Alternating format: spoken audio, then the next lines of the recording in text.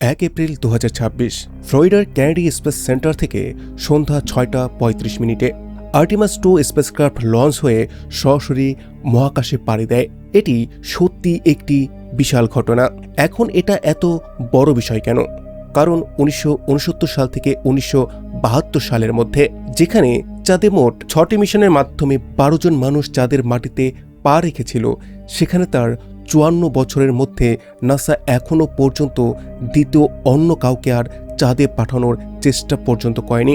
এখন যখন এই স্পেসক্রাফটটি লঞ্চ হয়, অনেকে এটিকে সেই সমস্ত ষড়যন্ত্রের তত্ত্বের জবাব হিসেবে দেখেছে, যেগুলোতে বলা হয়েছিল অ্যাপোলো 17-এর যে মিশন, যেখানে বিজ্ঞানীরা চাঁদের পৃষ্ঠে এমন কিছু দেখেছিলেন বা এমন কোনো অজানা প্রজাতির মুখোমুখি হয়েছিলেন যা তাদের ভয়ে স্তব্ধ করে দেয়। ইন্টারনেটে অনেকেই দাবি করেন এই মিশন সেই সমস্ত কনস্পিরেসি থিওরিগুলোকে মিথ্যে প্রমাণ করবে। কিন্তু যদি আমি আপনাকে বলি এটা একটি বড় মিথ্যা, আর অর্ধেক সত্যকে পুরো সত্য হিসেবে এইখানে বিক্রি করা হয়েছে। বাস্তব অর্থে এখনও পর্যন্ত সবথেকে উন্নত প্রযুক্তি থাকা সত্ত্বেও আর্টিমাস 2 মিশনটি নভোচারীদের চাঁদের মাটিতে নামায়নি, এবং এটা কোনো বানানো গল্প নয়। এই মিশনে তারা শুধু চাঁদের কক্ষপথে কয়েকদিন ঘুরে আবার পৃথিবীতে ফিরে এসেছে, এবং আশ্চর্যের বিষয় এই কথাটি নিয়ে এখনও পর্যন্ত তুমুল আলোচনা চলছে। এখন প্রশ্ন হলো কেন? যদি 54 বছর আগে অ্যাপোলো মিশন মানুষকে চাঁদের মাটিতে নামাতে পারে, তাহলে আজকের এত আধুনিক আর্টেমিস 2 কেন এটা করতে পারছে না? আজ আমেরিকা সরাসরি এবং পরোক্ষভাবে একাধিক যুদ্ধে জড়িয়ে আছে। দেশের ঋণ চরমে, অর্থনৈতিক চাপের মধ্যে, তবুও হঠাৎ করে এই মিশন চাঁদের দিকে কেন পাঠানো হলো? এই তাড়াহুড়োর পেছনে কি চাঁদ থেকে আসা কোনো রহস্যময় এলিয়েন সিগন্যাল রয়েছে যা আমেরিকা প্রকাশ করছে না? আর সবথেকে বড় প্রশ্ন, ল্যান্ডিং ছাড়াই কেন এই মিশন মানবজাতির অত্যন্ত গুরুত্বপূর্ণ স্পেস মিশন হয়ে গিয়েছে? তো আজকের এই ভিডিও থেকে আমরা এই সমস্ত প্রশ্নের উত্তরকে খুঁজে বের করব। তো হ্যালো বন্ধুরা, আসুন শুরু করছি আজকের আরও একটি ইনফরমেটিভ ভিডিও। বন্ধুরা, ডিসেম্বর 1972 অ্যাপোলো 17 লঞ্চের পর চাঁদে যাওয়ার যে পুরো প্রক্রিয়াটি, সেটি হঠাৎ বিরতি পড়ে যায়। এর পেছনে ছিল 3টি প্রধান কারণ, যা খুব কম খোলাখুলিভাবে বলা হয়েছে। প্রথম কারণ, কোল্ড ওয়ার। আমেরিকার জনগণ বা সংস্থাগুলোর মূল উদ্দেশ্য কখনোই ছিল না চাঁদে মানুষ পাঠানো, বরং ঠান্ডা যুদ্ধের প্রতিযোগিতায় তাদের লক্ষ্য ছিল সোভিয়েত ইউনিয়নের আগে চাঁদে পৌঁছানো।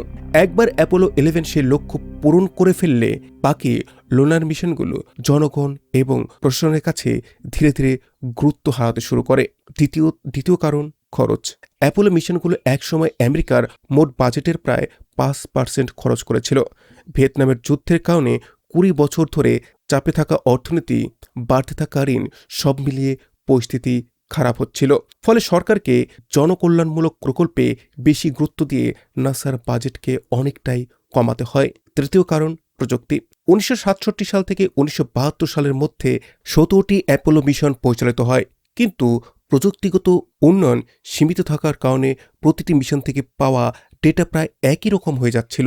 মানে মিশন হচ্ছিল কিন্তু নতুন কিছু আবিষ্কার হচ্ছিল না। এছাড়াও এত বেশি খরচের কারণে নাসা অন্য কোনো নতুন যে স্পেস প্রযুক্তির উন্নয়ন করবে বা সেখানে বিনিয়োগ করবে, সেটাও করতে পারছিল না। এই কারণেই স্পেস টেকনোলজিকে আরও উন্নত করার জন্য অ্যাপোলো মিশনকে বন্ধ করা তখন জরুরি হয়ে পড়েছিল।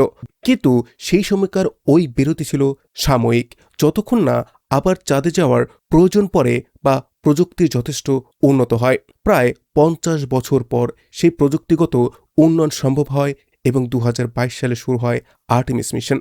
16 নভেম্বর 2022-এ কেনেডি স্পেস সেন্টার থেকে SLS রকেটের মাধ্যমে ওরিয়ন স্পেসক্রাফট লঞ্চ করা হয়। এর কাজ ছিল চাঁদের দিকে যাওয়া, চাঁদের মধ্যাকর্ষণকে ব্যবহার করে তাকে প্রদক্ষিণ করা এবং তারপর আবার পৃথিবীতে ফিরে আসা। এই মিশনে কোনো নভোচারী ছিল না, এটি ছিল একটি সম্পূর্ণ পরীক্ষামূলক। উদ্দেশ্য ছিল SLS রকেট এবং ওরিয়ন স্পেসক্রাফট কতটা নিরাপদ ও নির্ভরযোগ্য তা যাচাই করা। এবং কি লাকিলি পুরো মিশনটি কিন্তু তখন নিখুঁতভাবে সম্পন্ন হয়, যার কারণে 16 নভেম্বর লঞ্চ হওয়ার পর 25 দিন পর 11 ডিসেম্বর এটি সফলভাবে আবার পৃথিবীতে ফিরে আসে। এই মিশন আর্টেমিস 1 প্রমাণ করে যে বর্তমান প্রযুক্তি মানুষকে চাঁদের দিকে পাঠানোর জন্য যথেষ্ট নিরাপদ। এবার আসা যাক 1 এপ্রিল 2026-এ। সেই একই SLS রকেট এবং একটি ওরিয়ন স্পেসক্রাফটের মধ্যে 4 জন নভোচারীকে নিয়ে আবার শুরু হলো একটি নতুন অধ্যায়। Commander Reid Wiseman, pilot Victor Glover, mission specialist Christiana coach এবং আরও একজন মিশন স্পেশালিস্ট জেরেমি হ্যানসেন, এই 4 জন নভোচারীকে চাঁদের দিকে পাঠানো হয়েছিল। এবং কি সেই সাথে এই ওরিয়ন যে স্পেসক্রাফট, এটার যে প্রযুক্তি, সেটাকে শুনলে আপনি নিজেও অবাক হয়ে যাবেন। এটা সত্যি যে কতটা ভবিষ্যৎধর্মী সেটা আপনাকে এখন বলছি। 13,500 কেজি ওজনের সার্ভিস মডিউলের কথা বললে এতে 8,600 কেজি প্রোপেল্যান্ট থাকার পাশাপাশি বাকি স্টোরেজে বিপুল পরিমাণ হাইড্রোজেন ও অক্সিজেনের সংরক্ষণ করা যায়, যা মিশনের মোট সময়সীমার প্রয়োজনের থেকেও কিন্তু অনেক বেশি। এর পাশাপাশি এবার মডিউলের ভেতরের পরিবেশ এতটাই আরামদায়ক করা হয়েছে যে ক্রুদের মনে হবে না তারা পৃথিবীর বাইরে আছে। স্পেস টেকনোলজির ইতিহাসে সবথেকে উন্নত শক অ্যাবজর্বার সিট, সবথেকে কার্যকর ফ্রি ফ্ল্যাটিং এক্সারসাইজ সিস্টেম সবই এর ভেতরে ইনস্টল করা হয়েছে। এমনকি মডিউলের ভেতরে এমন মেশিন রয়েছে যা শুধু ঠান্ডা খাবারকে গরম করতে পারে না, বরং রিহাইড্রেটেবল খাবারের পুরো স্টকও সংরক্ষণ করতে পারে। অপরদিকে কমিউনিকেশন সবসময়ই অ্যাপোলো এবং সাম্প্রতিক মিশনগুলোর মধ্যে একটি বড় সমস্যা ছিল। অ্যাপোলো 10-এর সেই ঘটনা নিশ্চয়ই আপনাদের মনে থাকতে পারে, যেখানে নভোচারীরা হঠাৎ স্পেসক্রাফটের ভেতরে রহস্যময় সিটি বাজানোর শব্দ শুনেছিল। এই ধরনের রহস্যময় ও দুর্ভাগ্যজনক ঘটনা অনেকটাই এড়ানো যেত যদি কমিউনিকেশন সিস্টেম আরও শক্তিশালী হতো। কিন্তু ওরিয়ন সেই সিস্টেমকে পুরোপুরি বদলে দিয়েছে। স্যাটেলাইট প্রযুক্তির সাহায্যে এই স্পেসক্রাফটে থাকা optical communication system infrared laser বিমকে 4 ইঞ্চির টেলিস্কোপের মাধ্যমে পাঠিয়ে এমন একটি নেটওয়ার্ক তৈরি করে যেটা পৃথিবী এবং স্পেসক্রাফটের মধ্যে 260 Mbps এর গতিতে ডেটা ট্রান্সফার বজায় রাখা যায়। এর মাধ্যমে 4K কোয়ালিটিতে 1 সেকেন্ড লস ছাড়া লাইভ ভিডিও স্ট্রিমিং করা সম্ভব। এটা শুধু কথা নয়, ইউটিউব সার্চ করলে দেখা যায় নাসার পুরো মিশনের সময় স্পেসক্রাফটের ক্যামেরা থেকে লাইভ স্ট্রিমিং চালু রেখেছিল, যাতে আমরা পৃথিবীতে বসেই মহাকাশের অভিজ্ঞতাকে দেখতে পারি।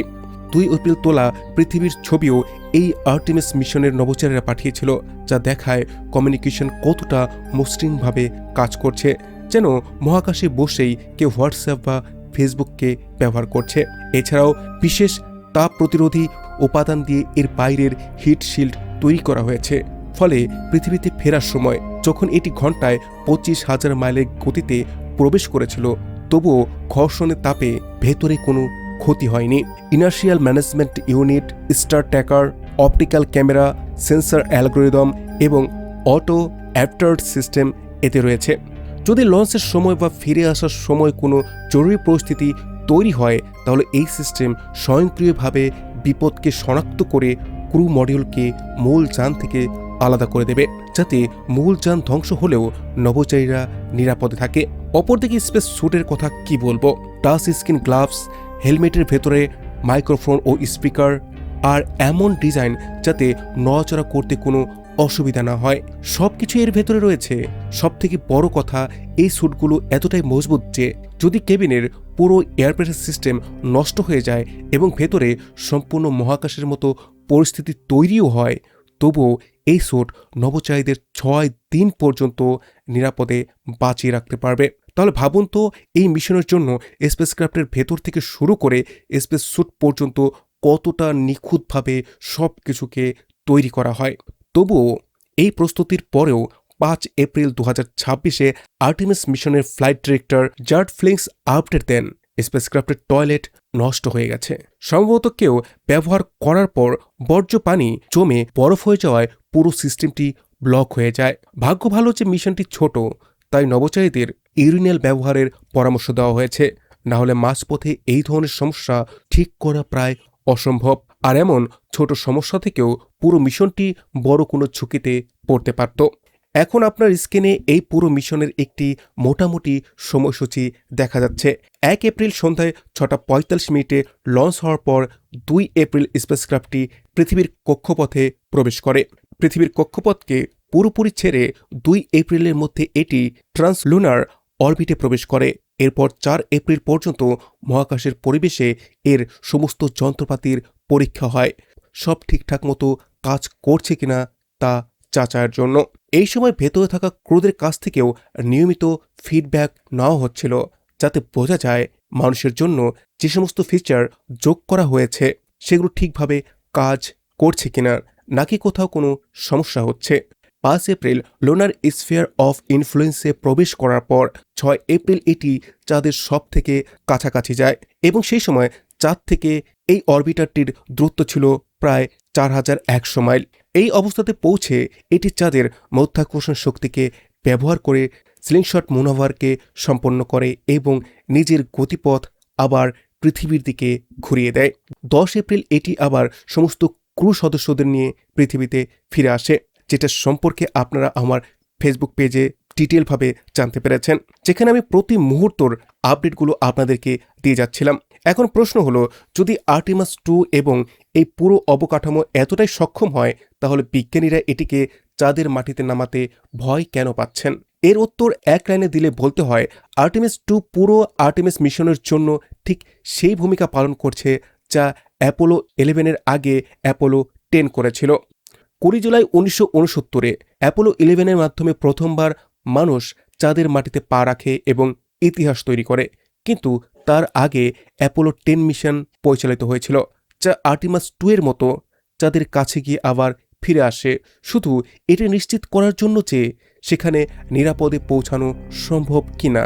ঠিক তেমনি আর্টেমাস 1-এ বিজ্ঞানীরা পরীক্ষা করেছিল যে তাদের স্পেসক্রাফট এবং প্রযুক্তি চাঁদ পর্যন্ত নিরাপদে যেতে পারে কিনা। আর আর্টেমাস 2-এ তারা দেখলেন, যখন সত্যিকারের মানুষ সেই স্পেসক্রাফটে থাকবে তখন সেটি বাস্তবে ঠিক একইভাবে কাজ করছে কিনা, যেমনটা সিমুলেশন ও টেস্টিংয়ে দেখা গিয়েছিল।